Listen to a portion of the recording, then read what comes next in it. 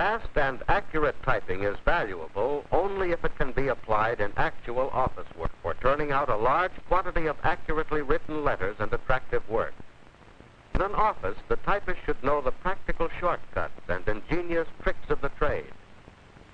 Miss Lenore Fenton, who holds 11 international awards and 8 international records in typing and machine transcription, will demonstrate a number of advanced typing techniques. First, let us review a few basic techniques. To turn out a large amount of accurate typewritten work, you must be able to type for long periods without getting tired. Good posture eliminates fatigue. Remember to sit in a comfortable, balanced position, slightly to the right of the center of the machine. Adjust your chair height so that you maintain a continuous upward slope of your forearms and back of hands. Remember to keep your fingers curved and over the home keys. Hit the keys with the rounded tips of the fingers. Use light, fast strokes. Release your fingers quickly from the keys and maintain a steady, rhythmic rate.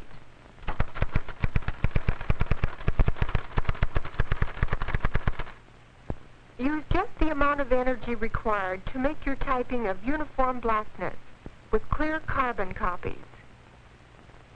On the electromatic typewriters, the motor speed automatically makes all impressions of uniform blackness, regardless of how hard you hit the keys. Therefore, learn to strike the keys with the minimum necessary energy.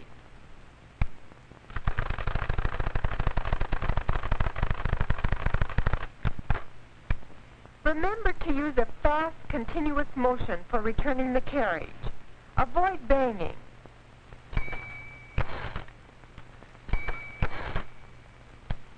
On the electromatic and Burroughs machines, return the carriage without moving your hand out of position over the guide keys. Never type on a bare platen. When typing only one copy or one original copy and one carbon, use a backing sheet, sometimes called a Timpin sheet. Don't jerk your paper out of the machine. Always use the paper release lever when removing the paper. Avoid floating capitals by shifting properly. Don't lose your position when you use the shift key. Now let me show you some of the shortcuts and time savers in typing. Arrange your paper, carbons, envelopes, pencils, and erasers, and other materials so you can get them with a minimum of motion.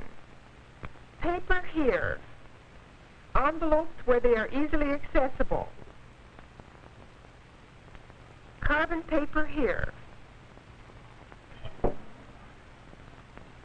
Extra carbon paper here.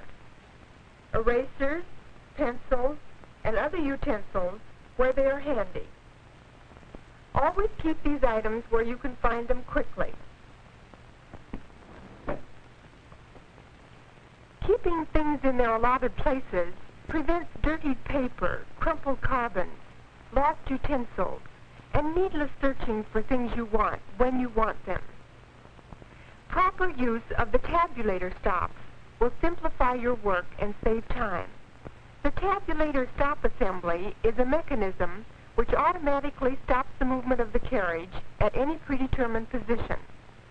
There are two types of tabulator stops, the automatic and the handset. This is the automatic type. The stops are located at the rear of the carriage and run the full length of the writing line. Tabulator stops are easily set. Move the carriage to the desired position and depress the tabulator set key. When the tabulator set key is depressed, it pushes the stop like this. Do this for each stop desired.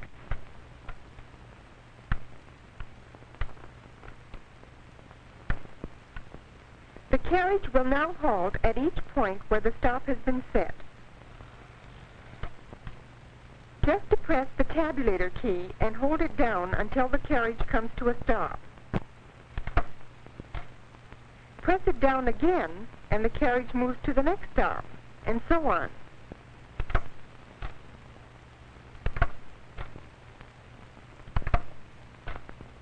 Some machines have a tabulator bar.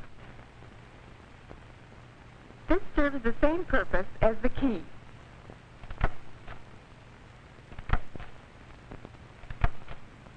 Use the tabulator stops for writing the date on a letter.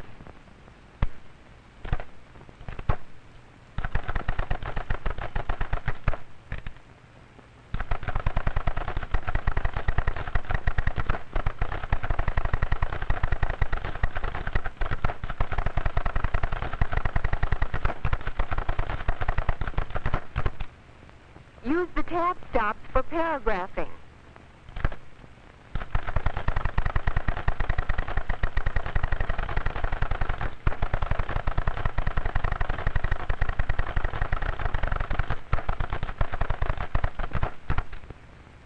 Also use the tabulator stops for writing columns of numbers.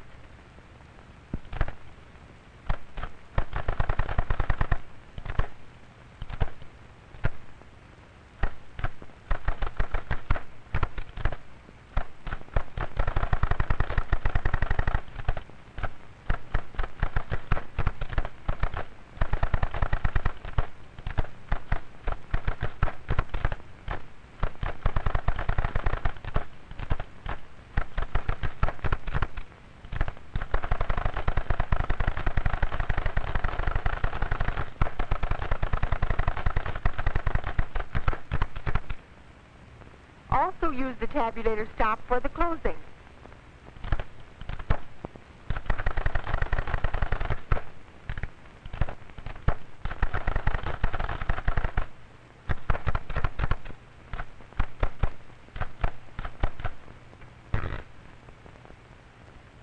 To clear any particular tabulator stop, move the carriage to the stop and press the tabulator clear key. This causes the stop at the rear of the machine to return to its normal position.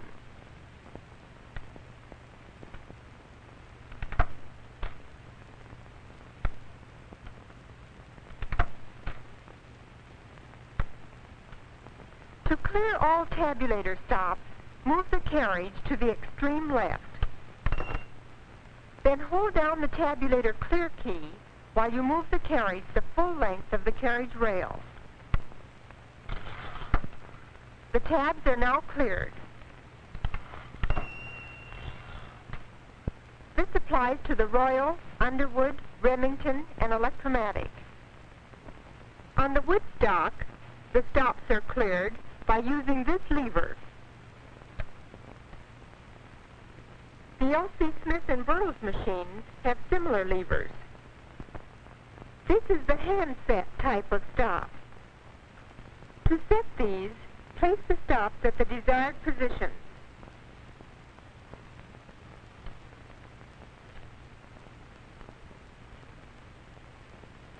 Then move the unused stops to the end of the rack.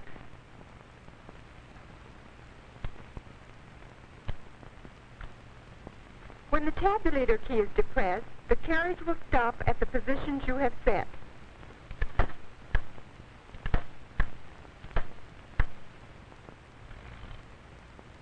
To clear any stop, remove it by hand and place it at the end of the rack.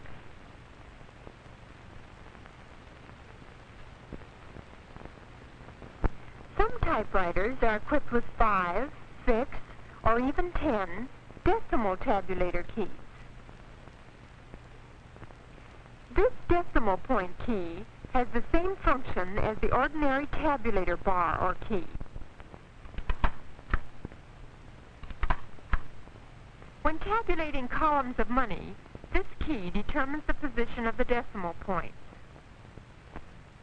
The 1, 10, 100, and 1,000 keys stop the carriage 1, 2, 3, or 4 spaces ahead of the decimal point. This enables you to type quickly various amounts of money in a column without backspacing. It also keeps the decimal points properly lined up. For example, to type 25 cents, depress the decimal point key and type the decimal and the number. To type $2.50, depress the 1 key and type the amount. For $27, depress the 10 key. For $325, depress the 100 key.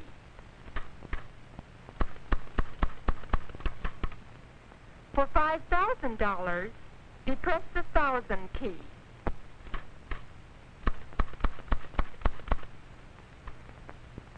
Always have a few tabulator stops set in your tabulator rack, even though you are not using them.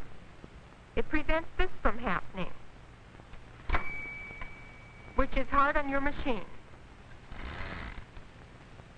If you do have a few tabs set,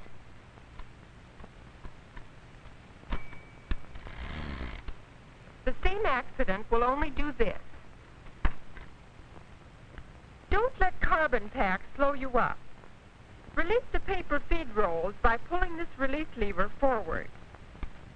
Then insert the carbon pack down under the feed rolls and return the paper release lever to the normal position. Then turn in your paper.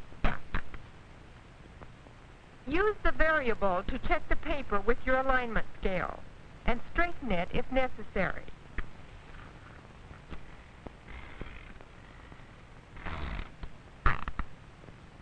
By using carbon paper from which the corners have been clipped and which is slightly longer than the writing sheet, the carbons and the sheets can be separated easily and quickly.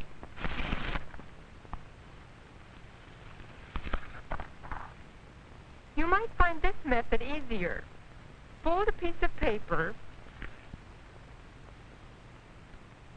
and insert it in the machine. Hold your carbon pack loosely and place it inside the fold.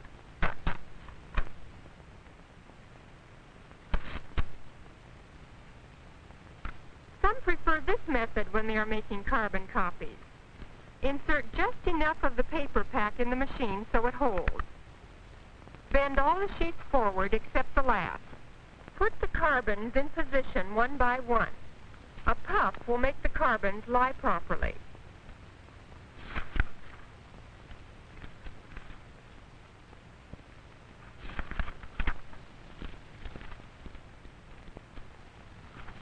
And a light touch will smooth out any wrinkles.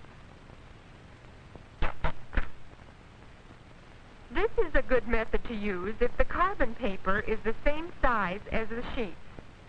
It permits the carbon to extend beyond the paper and allows easy separation later. It is important that the paper bale rollers be set in about 1/3 from each end of the paper. If these rolls are improperly set, look what happens.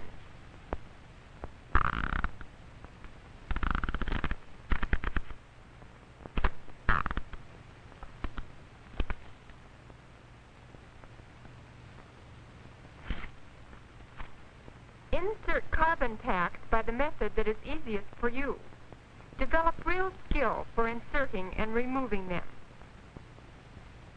Don't clutch your carbon packs or you may get marks like this.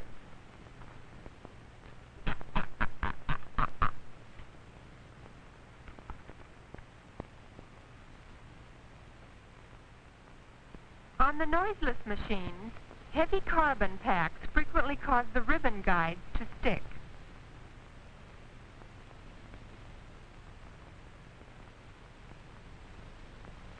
Move the pressure indicator to the right and the trouble disappears.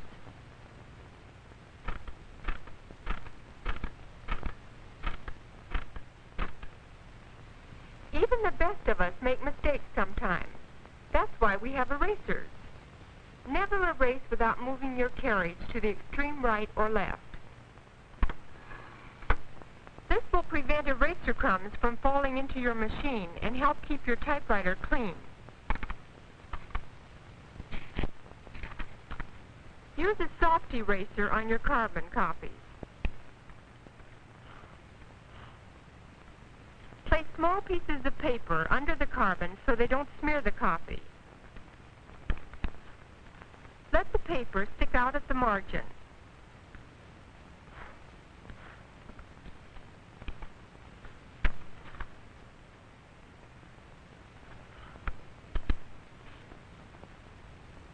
On the original, use an ink eraser and a shield, and rub lightly with a horizontal motion. After erasing, pull out the papers. When typing the correction, don't tap the keys too hard. Tap lightly 2 or 3 times and copy.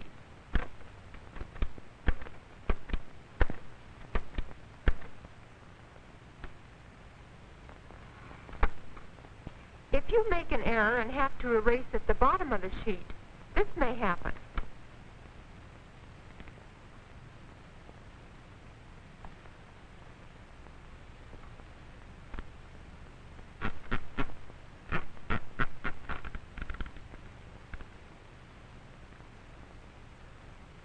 This can be overcome if you roll the paper back and place a bond sheet back of the carbon pack.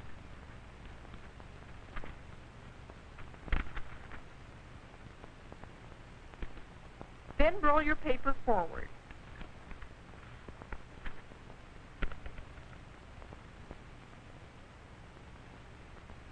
Any erasure can now be made and the paper rolled back to the writing line without danger of the letter slipping.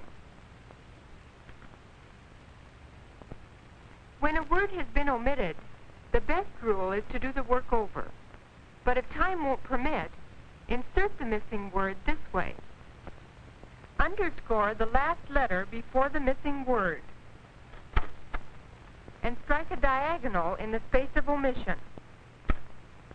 Then type the omitted word above.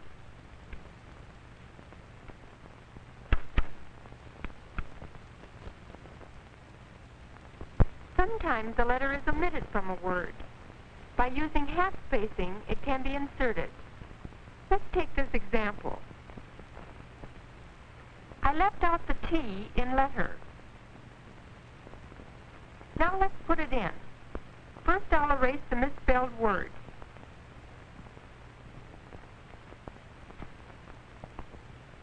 Then, position the carriage so that the last letter of the preceding word is at the exact printing point. Then press down the space bar and hold it down. Strike the first letter of the word. Release the space bar, depress it again, and hold it down while striking the second letter. Continue until all the letters have been struck.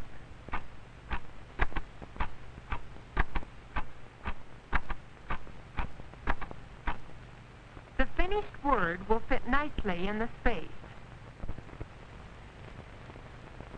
This cannot be done on an Underwood or an Electromatic. The procedure is similar if an extra letter has been added.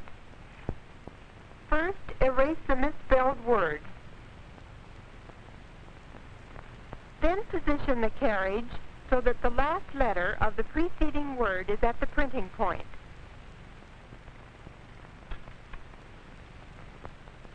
Space 2 full spaces. Then depress and hold down the space bar while you strike the first letter of the word. Repeating for all the letters in the word.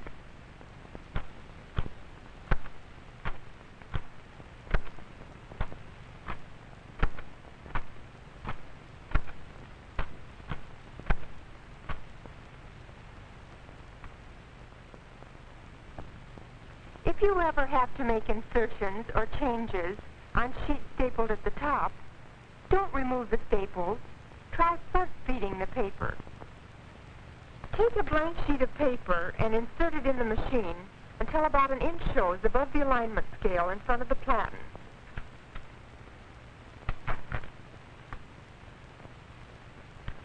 Then place the bottom of the stapled page to be changed between this sheet and the platen. Now roll the platen back until the desired position is at the alignment scale.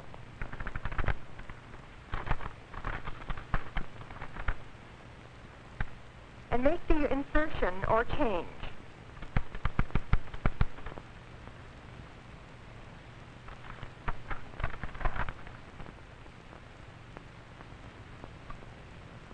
When typing a long letter, don't type too close to the bottom of the page, or your paper may slip out. It is better to put a light pencil mark in the margin about 2 inches from the bottom of the sheet.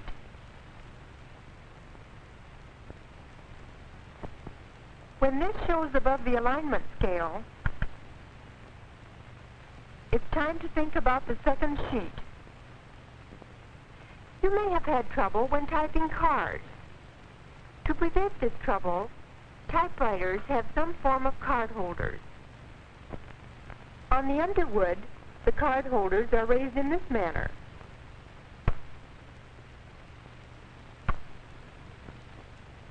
A little bit different in appearance on the Royal, but they do the same job.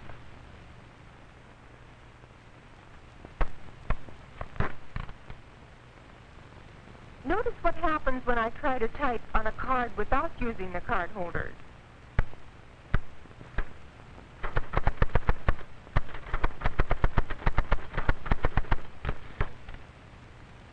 See how much easier it is to type with the card holders in position.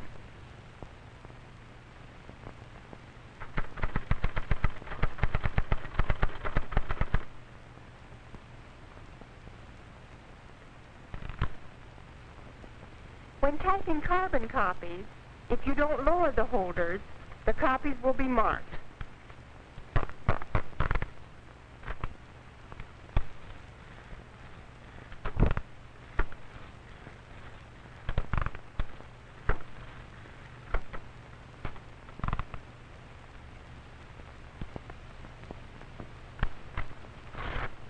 When typing many postcards, this may help you. First, disengage the ratchet by using the platen spring release.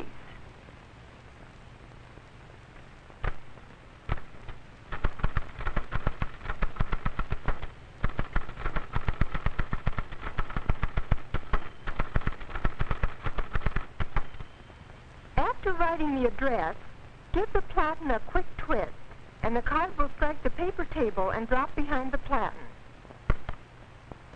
Another twist of the platen, and the card is in position for the message to be written.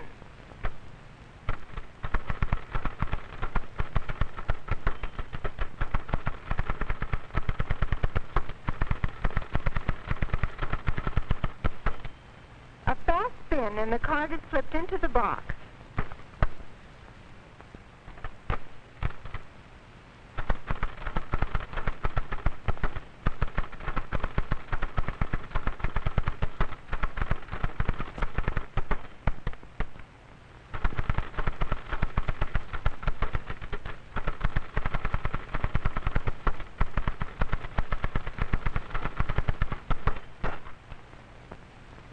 There are 3 time-saving methods for addressing envelopes.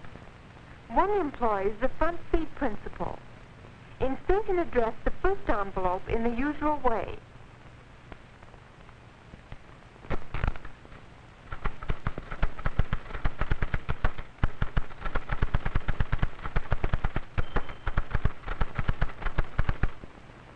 Then turn this envelope down through the machine with the right hand.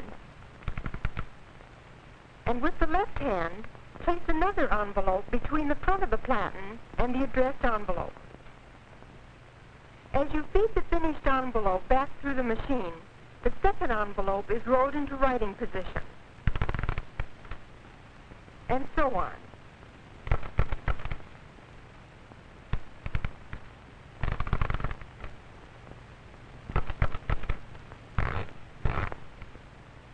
Another method for envelope handling is chain feeding. Here the first envelope is fed partway into the machine,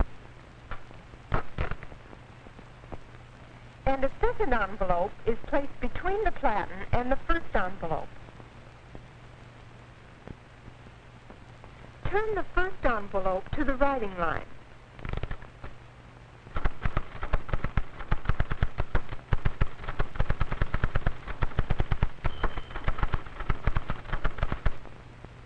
Take out the first envelope. Then place another in position while turning the second envelope to the writing line. Keep feeding in this manner as you address and remove the envelope, and you will have a steady stream going through the machine.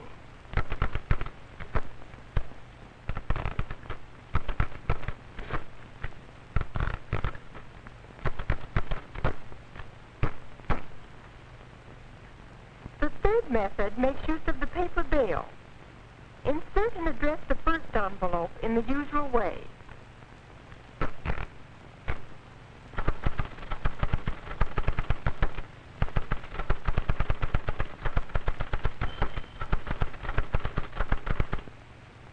Spin it out of your machine. Then place the second envelope in position and repeat the operation.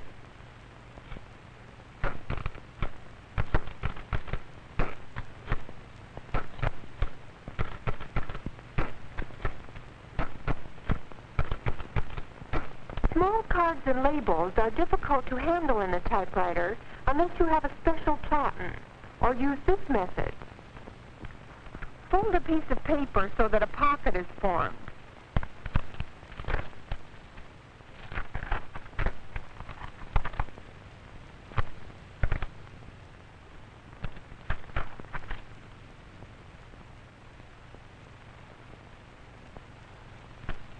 Then attach several pieces of Scotch tape to hold it firmly.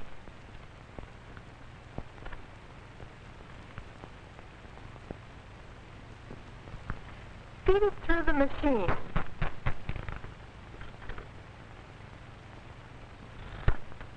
Place the label to be typed in the pocket, and turn the label to the writing line. The feed rolls hold the pocketed sheet, and this in turn grips the label so it won't slip.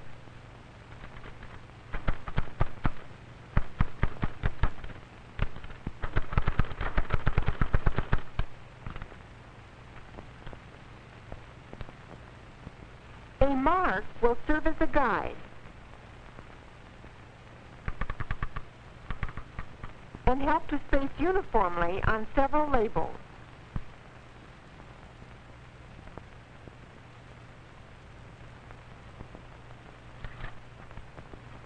This puck may also be used to prevent slippage when it becomes necessary to type one more line at the bottom of a manuscript page. Roll the sheets back through the machine. Place the pocketed sheet so as to bind the bottoms of the pages.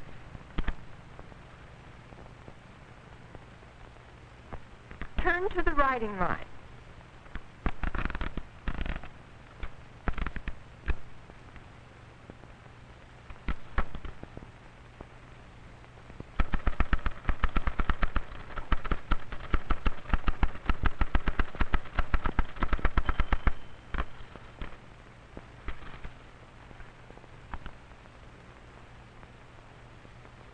When using long carbons, a deeper pocket will have to be used.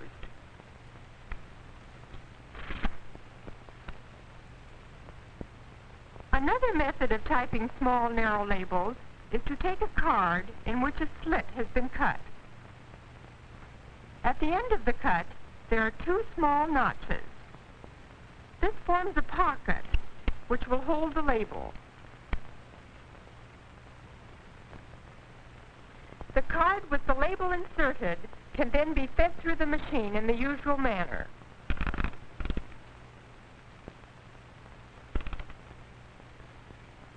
Additional labels can be typed without removing the card from the machine.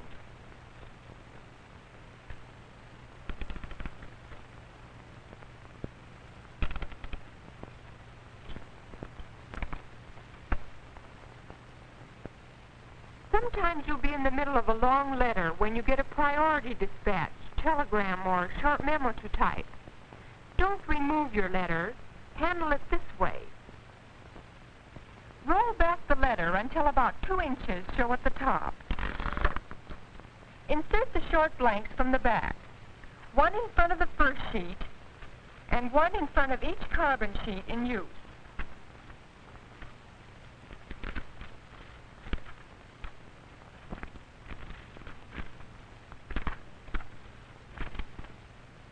Roll the short blanks together with the letter through the machine. Write the short message.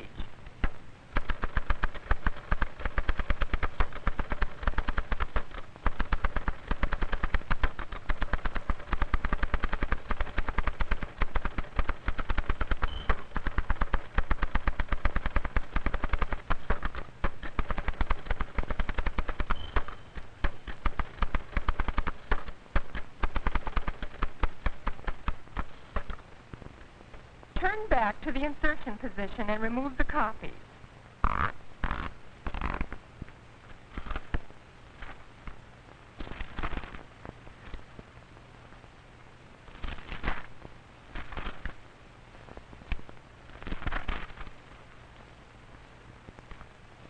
Then you can proceed with your letter.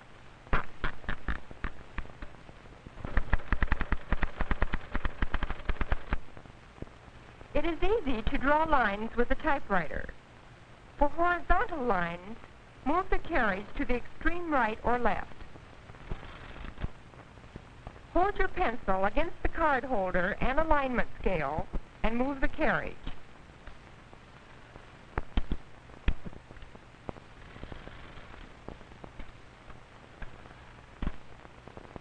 For vertical lines, place the carriage at the desired position. Hold the pencil against the card holder and alignment scale and turn the platen.